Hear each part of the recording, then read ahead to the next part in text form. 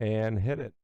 Welcome to J. Thomas News Radio. Radio on the right with Mr. Fish and Rocky. First up, University of Tulsa Ex-Jock. Cock block by flock. And this is Rocky McRock with more messy machinations mashups. And that's your news roundup and rounded out. Take it away, JT.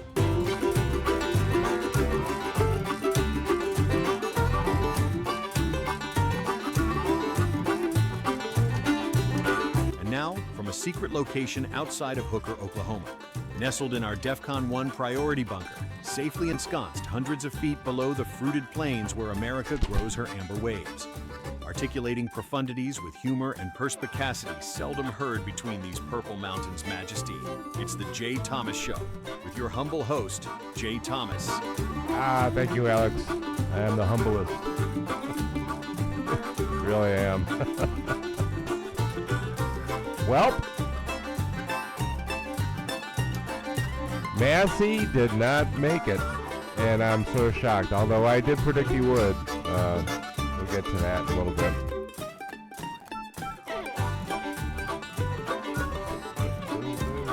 All right, we'll bring this down.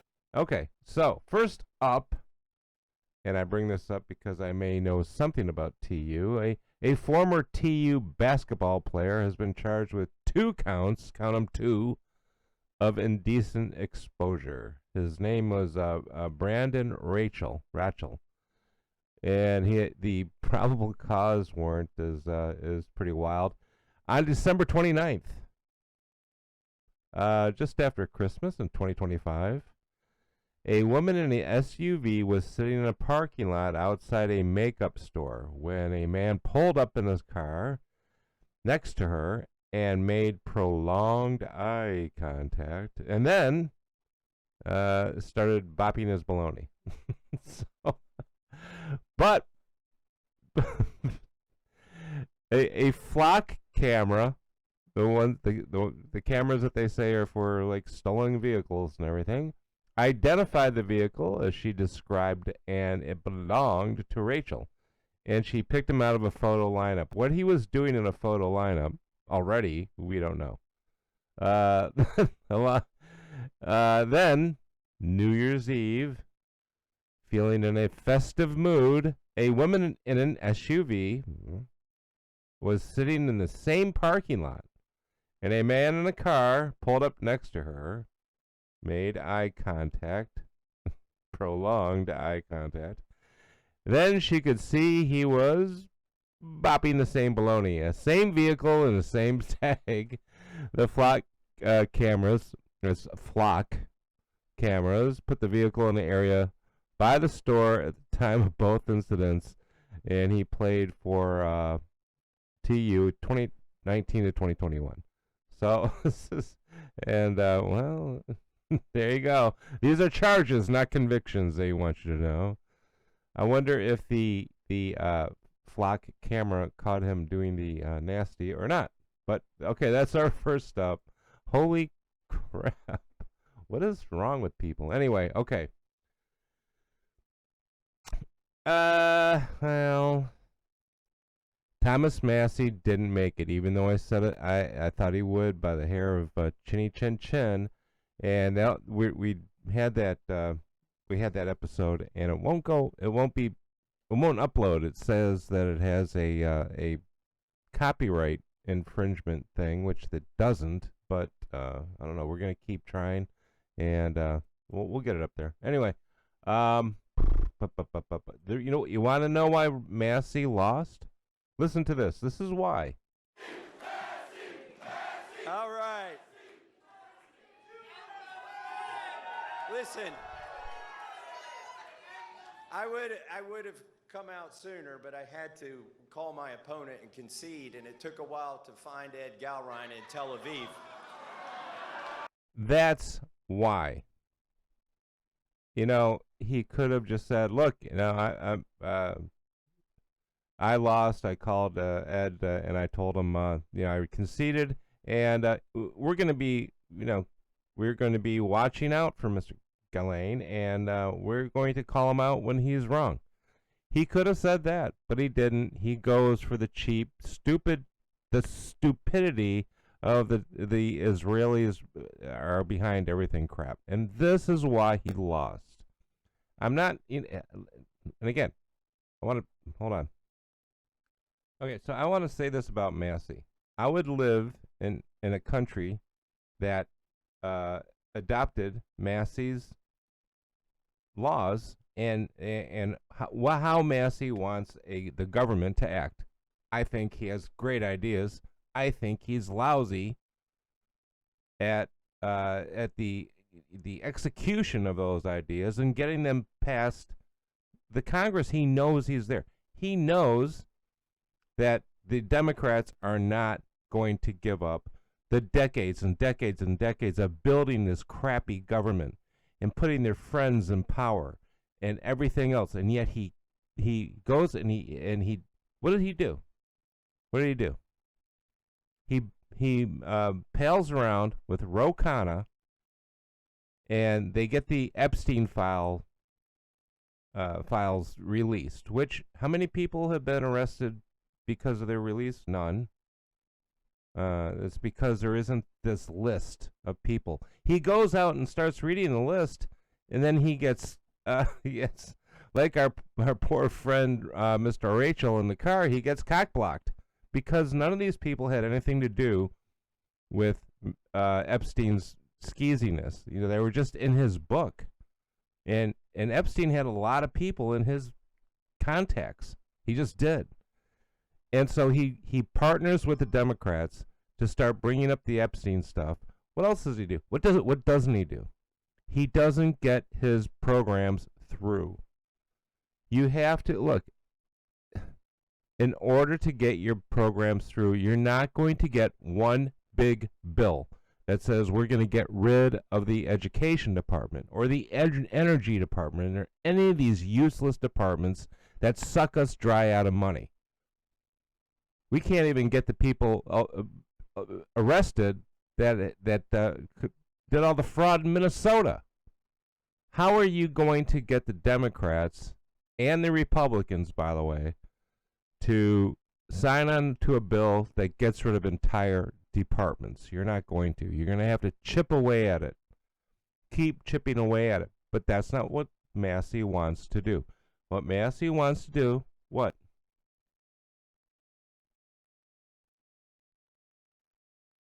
All right. CC is saying that. All right. CC is saying that if wouldn't Massie's bills, wouldn't that embarrass the people if he comes out and shows them that all this is a mess, like the Department of Education, right? Okay. So you're saying that he should come out, put all these bills, and then go out there and present them. Well, he's been doing that. He's been saying that it's going to save money, that the Department of Education hasn't educated a single person. As far as I know, he's been saying that. It's not the way to do it because they don't care. Look at John Thune. They're going to be going on break. Has he gotten anything done? No. He's probably going to go on break over a Memorial Day weekend. He's not going to stay in town. This is the point. Both Democrats and Republicans, they're not going to join your giant bill. So you have to just chip away at it, and you have to keep reminding people that they are the swamp. I get it. Like I said, I would love to live under Massie's laws. I think he's right on a lot of things. It doesn't matter if he can't get them through. Everybody sort of dislikes the guy, except the Democrats, who all backed him. You want to hear the Democrats who backed Massie? Hold on, let me bring this up.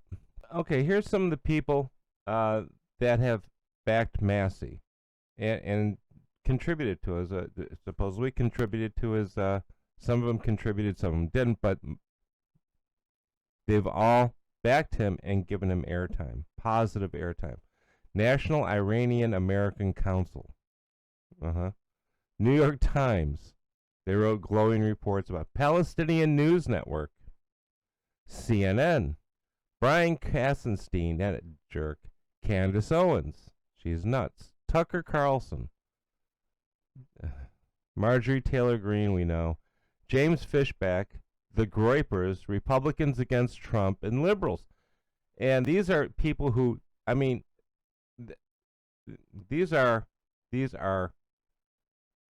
dedicated liberals or people who are who are saying Israel is the problem in the Middle East. They're not. If you think that, then you're crazy. You're anti-Semitic. If you can't look now, I can look at things and go, look, I don't like this that Israel's doing, and we don't have to go along with that. Okay, but I'm just telling you, Israel did not get us into these wars. Iran has been this way since 1970s. Iran has been a thorn in our side and killing Americans and threatening to wipe us and Israel off the map with as soon as they get atomic weapons. And they don't care because the 12th Imam. Look that up. Look up their 12th Imam because they don't care if they get annihilated. Which brings me to a whole other thing why Trump is messing around with these people. I have no clue why he's doing that. That's not the point. The point is Massie. He forgot why he won in was it 2014, 2012, 2014, a long time ago anyway. It's not the point. It's he comes into office, he gets going on this after Trump wins the second time, he gets going on this Epstein thing, which again, we all know Epstein was a bad guy. We all know that he had underage girls, and we all know his history. We all know his biggest thing that he did was money laundering and moving money around. That's how he made money. He didn't his game wasn't a big pedophile ring. He doesn't have a list of people. There was no list. But all these people are saying that there is, and it's just stupid. It is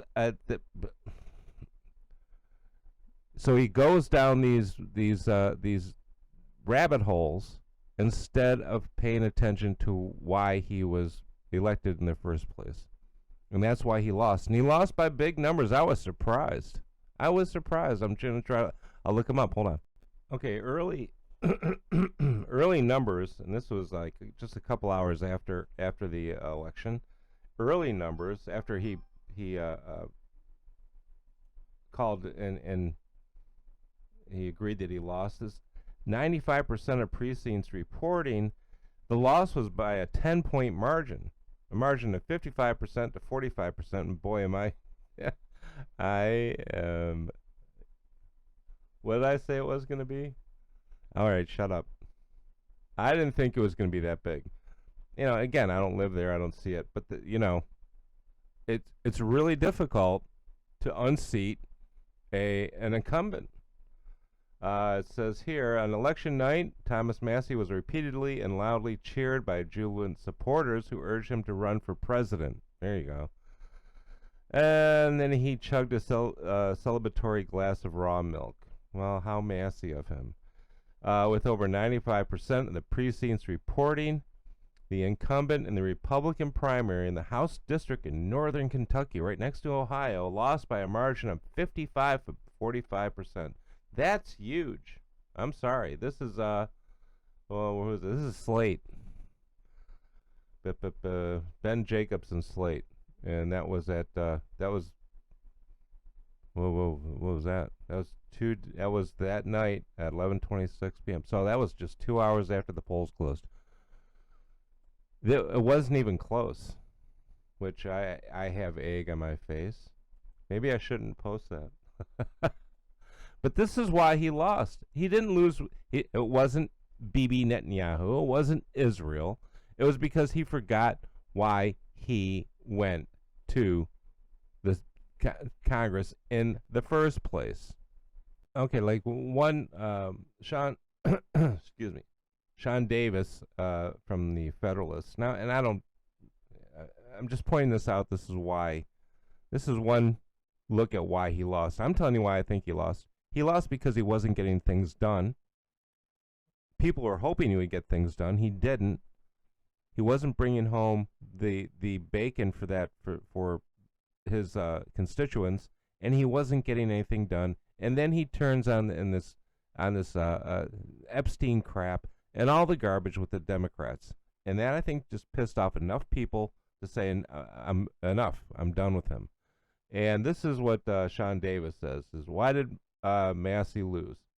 Massie went from a principled libertarian during COVID to GOP leadership lapdog under Kevin McCarthy to anti-Trump Epstein obsessive in 2025. That's right.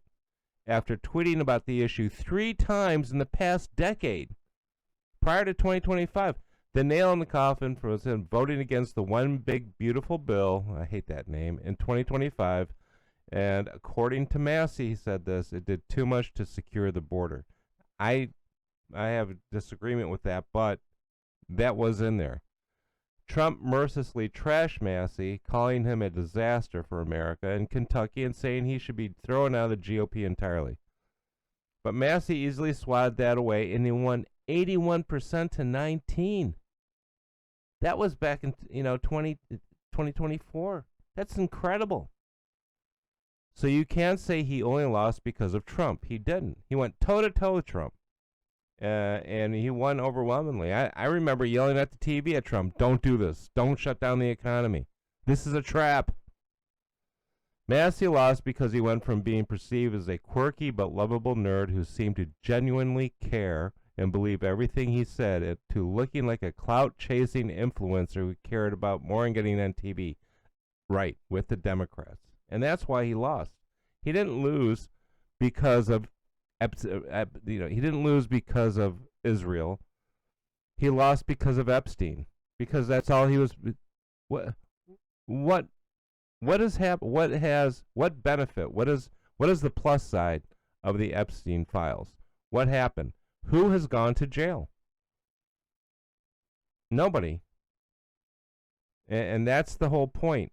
If you watch these girls now, these ladies, and you watch their lawyers, it seems like a grift. It does. You can say anything about anybody, and apparently, if you have the word Epstein or pedophile in front of it, well, then that's all you need, and it's that bad. It's not. This isn't good. It's not good for. It's not good. So, so poor Massie. Could have been. I like his policies. I'm not saying anything about that. And I'm not saying that the Cynthia West. Let's look at Cynthia West. The Hindustan Times, for some reason, has been locked on this race, and apparently the Hindus really like Massie. But Cynthia West, who worked as a staffer for Congresswoman Victoria Spartz and later became Massie's girlfriend. No, that's wrong. He was Massie's girlfriend before and then started working for Victoria Spartz. And he said Massie himself brought up the alleged encounter with Bobart while the two were dating. What? Boo. All right, I'm not going to... The West stuff wasn't anything to me. He did nothing illegal with the Cynthia West stuff. He did nothing. If you read his replies on this, it seems like he fixed her locks on her door. He did loan her money, or he gave her money.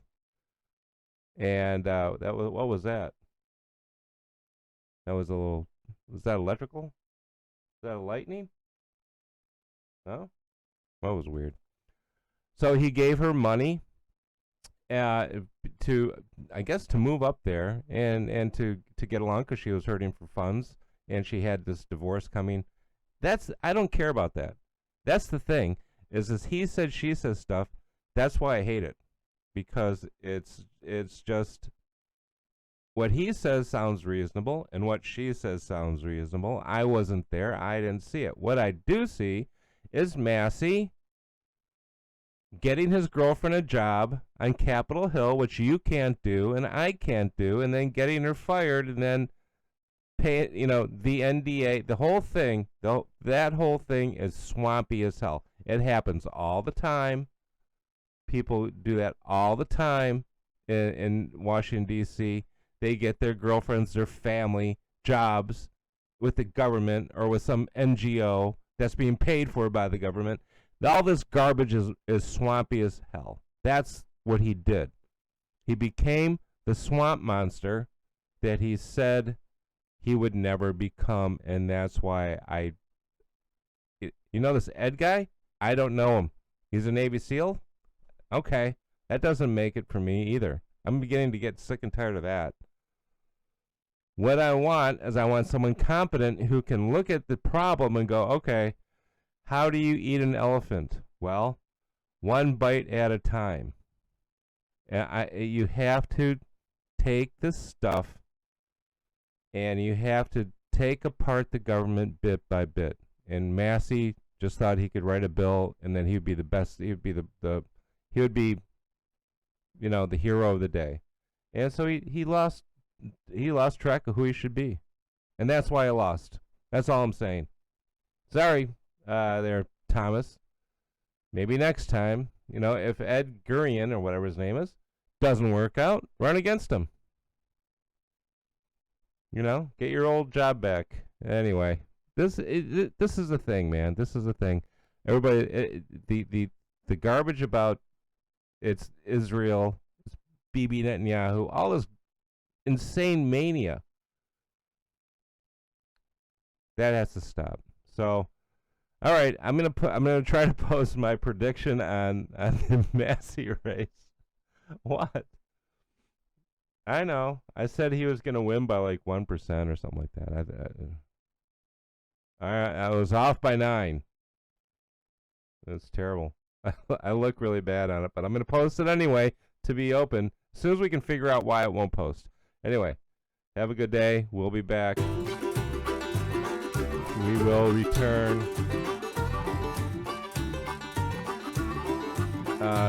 We're coming up on Memorial Day weekend, and we're just going to post a few things about Memorial Day and about how lucky we are to live in this nation. How this nation almost didn't come to be. All right, people. Have a good day.